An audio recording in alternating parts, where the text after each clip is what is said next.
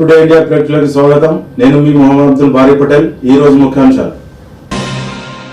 తెలంగాణలో 30 ఆగస్టు నుండి 2 సెప్టెంబర్ వరకు భారీ వర్షాలు, ప్రత్యేకించి హైదరాబాద్, సికింద్రాబాద్ లోని భారీ నుంచి అతి భారీ వర్షాలు కురిసే అవకాశం ఉందని వాతావరణ శాఖ ఈ రోజు ప్రకటించింది.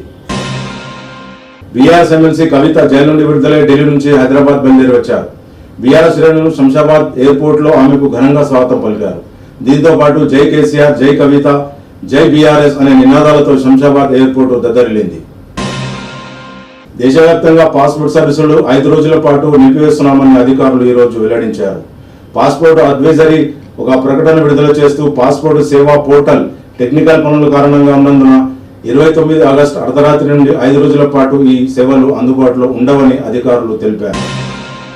ఈ రోజు గచ్చిబౌలి పోలీస్ పరిధిలో అగాతాయి చేతిలో అమ్మాయి హత్యకు గురైంది. వీటి వివరాలకు వెళ్తే పశ్చిమ బెంగాల్ కు చెందిన దీపిక అనే అమ్మాయి సెలూన్ లో బ్యూటీషియన్ గా పనిచేస్తుండేది. కర్ణాటక రాష్ట్రానికి సంబంధించి బీదర్ లో నివాసం ఉండే రాకేష్ అనే యువకుడు ప్రేమ పేరుతో వేధిస్తుండేవాడు. అమ్మాయి నిరాకరించడంతో యువకుడు అమ్మాయిని హత్య చేశాడు. పోలీసులు యువకుడిని అరెస్ట్ చేసి రిమాండ్ కు తరలించారు.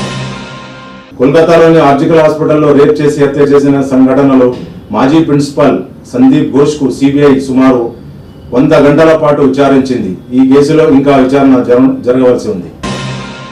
ఈ రోజు తెల్లవారుజామున ఆఫ్ఘనిస్తాన్ నుండి పాకిస్తాన్ వరకు భూకంపం వచ్చిందని అధికారులు తెలిపారు. ఇది రిక్టర్ స్కేల్ పై 4.8 గా నమోదైంది. దీని ప్రభావం భారతదేశంపై కూడా ఉందని ఢిల్లీలోని ఎన్సీఆర్ చుట్టుపక్కల వరకు ప్రభావం పడిందని అధికారులు తెలిపారు. సౌదీ యువరాజు మొహమ్మద్ బిన్ సల్మాన్ తో ఫలస్తీన్ అధ్యక్షుడు మొహమ్మద్ బిన్ అబ్బాస్ ఈ రోజు సమావేశమయ్యారు. ఈ సమావేశంలో గాజాలోని పరిస్థితుల గురించి వారు చర్చించారు. సౌదీ యువరాజు మాట్లాడుతూ సౌదీ ప్రభుత్వం ఫలస్తీనులకు అన్ని రకాలుగా అండగా ఉంటుందని అన్నారు. ఈ రోజు సైబరాబాద్ కమిషనరేట్ పరిధిలోని సనత్ నగర్ పోలీస్ స్టేషన్ లో పీస్ కమిటీ సమావేశం నిర్వహించారు. ఈ సమావేశం సనత్ నగర్ ఎస్హెచ్ఓ ఆధ్వర్యంలో జరిగింది. ఈ సమావేశానికి కాలనీ మరియు బస్తీ కమిటీల అధ్యక్షులు, మత పెద్దలు హాజరయ్యారు.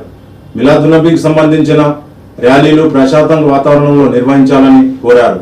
సనత్ నగర్ ఎస్హెచ్ఓ మాట్లాడుతూ ర్యాలీలలో ప్రశాంతత ఉండాలని కోరారు. అలాగే world one United human rights national chairman Sharif Qureshi మాట్లాడుతూ ర్యాలీలలో పెద్దలందరూ పోలీసులకు సహకరించాలని కోరారు. అలాగే ఎంఐఎం యువ నాయకుడు ఎండి అజహర్ మరియు అఫ్సర్ ఖురేషి హాజరయ్యారు.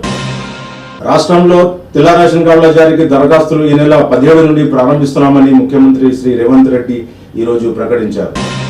గుజరాత్ లో కురుస్తున్న భారీ వర్షాలకు జనాలు అతలాకుతలమయ్యారు. గత గడిచిన 24 గంటల్లో సుమారు 94 మిల్లీమీటర్ల వర్షపాతం నమోదైంది. ఇప్పటికే అక్కడ ప్రాజెక్టులు పూర్తిగా నిండిపోయి ఉన్నాయి. ప్రజలందరూ అప్రమత్తంగా ఉండాలని ప్రభుత్వం కోరింది. ఇంతటితో ఈ ముఖ్యాంశాలు సమాప్తం. మళ్ళీ రేపు కలుద్దాం. జై హింద్, జై భారత్.